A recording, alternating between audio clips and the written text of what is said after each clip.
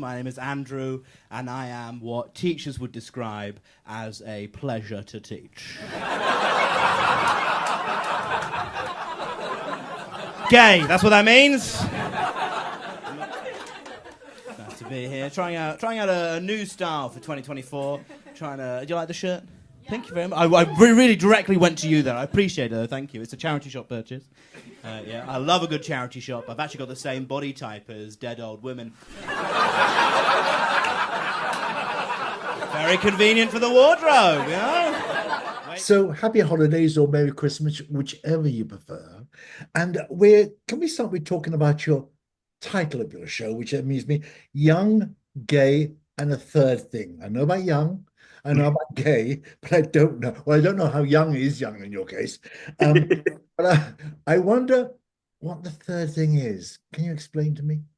Well, therein lies the mystery of the show. Yes, well, for context, I'm 25, so still relatively young. But when I started, It is. I hate you already. yes, I do. When I reveal that, I get a mix of sort of resentment and confusion about my rapidly disappearing hairline.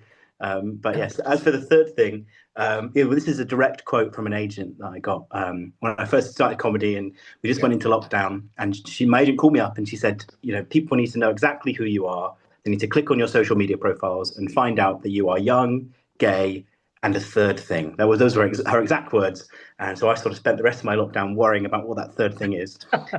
So yeah, that's basically the sort of narrative of the show, really, working out what is my sort of sellable third thing. Is that something I want to do? Do I want to sort of focus on identity in such a sort of rigid way? And it's all about how are we our authentic selves when we're putting ourselves out there in comedy or on social media. I'm worried how a nice boy, and I presume you were a nice boy, ended up on the stage in the first place. Well, I was always a performer. I loved musical theatre, and I did theatre club when I was a lot younger. And then secondly, I really loved stand up. I loved watching stand up. I consumed a lot of comedy, lots of sitcoms, and it was just sort of a marriage of convenience, really. I liked performing. I liked comedy.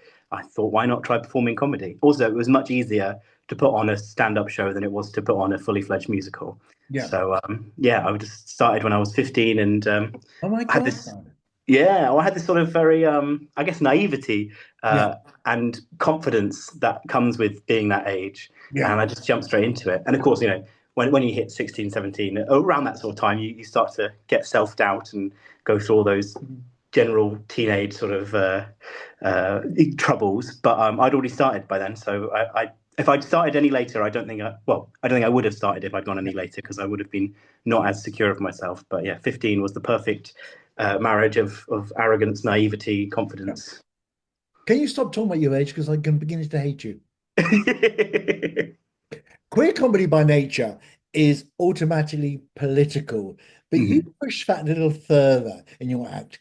How important is that to you? It's very important to me. I whenever I'm writing bits or taking down notes of ideas, there is always a filter in me of what's the point of this? If it's really, really silly and I like the sort of cleverness of it, then I'll go for it. But if it's just sort of a bland bit that doesn't have an underlying sort of point, I don't know, I don't feel very compelled to talk about it. I think it's so cool to have a platform where I can speak, and I'd like to speak about things that are important to me, even if it's sort of light touch. There's an underlying social sort of politics to it. I don't want to sort of beat people over the head with it, but the bits that I'm really attracted to are obviously things I find funny, but then that they marry with, there's a sort of broad point that maybe the right person will hear it and they'll feel a little bit less alone, or the right person will hear it and go, oh, I never thought about it like that. Yeah. On a serious side, I mean, I do like the fact that you include a entire community in your act. We're in the US, where transgender is being hit really hard, and it says, is it important to you to get over positive nature or celebrate? Where do you stand on this?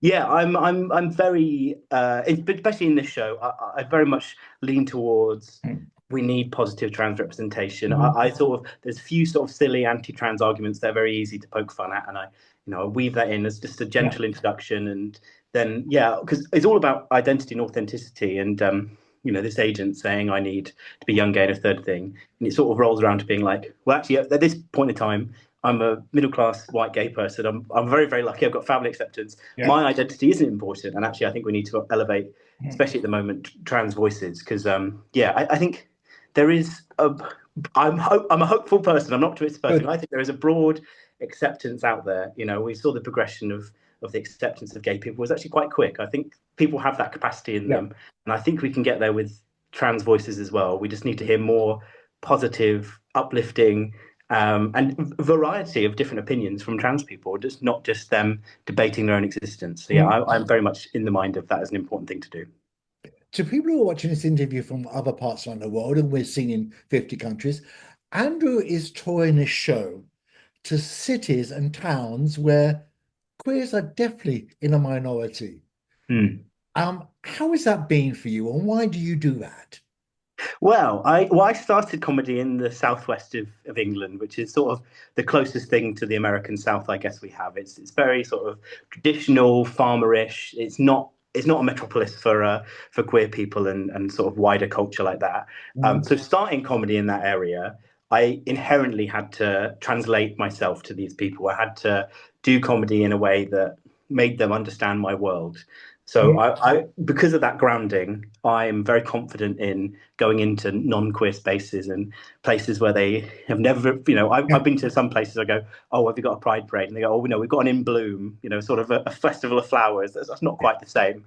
That's the sort of level I'm touring to. And I like doing that because it does expand their worldview. And, some of these people, I'm sure they know gay people or I've met gay people, but they don't actively think about what the world might be like for somebody who's queer or somebody who's trans. And I think just unlocking that in places that are a bit more rural, just expands horizons a little bit. I'm not out here changing the world, but No, maybe you're I a get pioneer. yeah. I Thank you. when I was still in England, I lived on the south coast on Whitstable, and we used to go to. I met these guys and said, "Where do we go to drink?" Well, there's no gay bar, but we go there when we go on a Wednesday. We make it gay. I like that. I don't know if you know, Roger. Kent's getting quite gay now. Yeah, I know. Margate is. I know, very hot places. Has there been any particular places you've toured and performed in that you've fallen in love with? I've fallen in love with. Oh, I mean, you know what? And this is such an obvious answer to loads of people, especially lots of queer people. But Manchester, I'm very much a South Coast person. I never really ventured much further north than Birmingham. But going on tour, I've spent some time around Manchester, and I really like it. The audiences are lovely, and the city is just brimming with opportunity. There's a shocker for you. Talking about loved ones, you're very much like a straight comic. You actually talk about your boyfriend in the act. Yes. Does he love you for that, or does he hate you? Are you still together after that? Yes, we are still together. He likes it. He likes that, especially because some of the stuff, the shared experiences we have, he'll contribute to the material in a collaborative way, just by living in the same world and having the same experiences. So he likes contributing to my act and being a part of it in that way. There are times where he says, "Oh, don't do that bit today." Especially I've got a bit about that I'm punching above my weight and he's very pretty. And if he's at the gig and he doesn't feel like he's very pretty, he'll say, "Don't do that bit." I don't want people looking at me, and I'm not looking my best at the moment. That's very sweet. I looked at your videos when I was prepared for this. Was I right? Did you actually wear a Chanel jacket to a show? It was I don't think it was Chanel, but it was near enough. Chanel. It was a charity shop knockoff. Oh, God, I was extremely impressed. What's next for you? Do you think ever about leaving England and conquering other countries? Well, it's funny you say that. I don't often talk about it because it feels very hubristic, but I'd love to come to America. I love American comedy. I love the culture of. I'm even speaking in a hushed tone. It feels wrong to sort of dream so large, but I love American comedy, and I love the TV culture that's out there. There's so much more. British TV has got very stale. There's very limited opportunities. It's very much the same faces over and over again, and I feel like America has a sense of humor that I vibe with much more, and B, just more different avenues to explore. So I'd love to come to America, but it's very hard to sort of because the American comedy circuit is a very brutal thing that it's very hard to break. So it's hard to walk away from, making a living in the UK to chancing it out in the US, but I'd love to. Well, we know there is one particular promoter that's a big follower of ours. So maybe resistant, maybe this is your chance, Adam, to get you out. We're going to run the rest of your dates, and then what happens next when your tour is done? Well, after my tour finishes, I've actually started a radio show here in the UK. So I'll be working on that every week. I'll build up another tour, probably just a sort of. That sounds very dismissive to call it a filler tour, but it will just be a tour of. This was very much a narrative show, and the next tour will just be sort of an hour of my best material, and to come out for a good laugh. And so I'll work on that, and the radio show is my main sort of focus next year. Do we call them radio shows? Don't we call them podcasts now? Well, pretty much it will be a podcast. It is technically going broadcast out onto radio, but I imagine the majority of listeners, such as the Times, will be on podcast. Well, we're doing our best that people like contemporary queer English humor, because I'm sick of going around and saying, "Oh, you're English. Are you being served?" No. Decades ago, and so was Benny Hill. Please move on and follow Andrew. Good to talk to you. Lovely to talk to you too, Roger. Thank you. Thank you so much. I like charity shops as well, because where I come from is a very strong calibre of charity shop. I come from a little place called Salisbury. You may recognise us from the Salisbury poisonings. That was us. A few Novichok fans in, lovely. Now, Salisbury is fantastic for charity shopping because it is rich people donating stuff, and then all the shops are staffed by clueless old volunteers who do not know the value of anything. Oh, Gookie, what the fuck's that? £2, that'll do. It's beautiful. And, very key for a strong charity shopping city, no gays. Very minimal gays in Salisbury. No, it's good because gays, they know the value of things, right? If you go to Brighton and Bristol, everything's very expensive because gays, they'll thrift it. The gays, they fucking love vintage clothing, right? I don't know why they love dressing from an era they were illegal in, but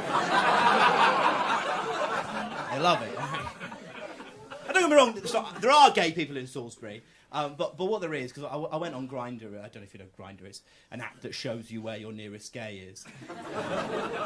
Just in a radius, it's not like Find My iPhone, you can't just sort of...